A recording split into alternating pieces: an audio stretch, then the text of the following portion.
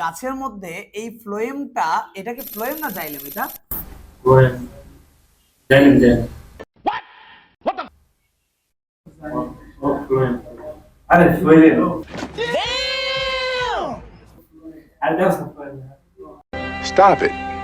Get some help. এটা phloem. আর নিচেরটা কি? Xylem.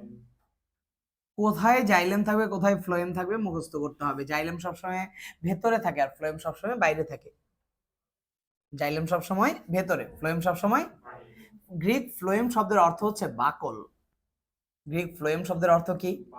বাকল। আর বাকলটা গাছের কোন দিকে থাকে? ভেতরের দিকে না বাইরের দিকে? বাইরের দিকে। পরিধির দিকে বাকল থাকে, বাইরে।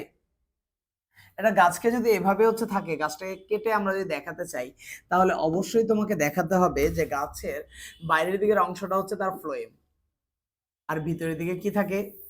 জাইলেম।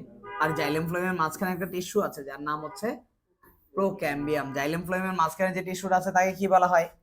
প্রোক্যাম্বিয়াম। জাইলেম ফ্লোয়েম পড়াচ্ছিলাম, মনোযোগ দিয়ে খেয়াল করবেন।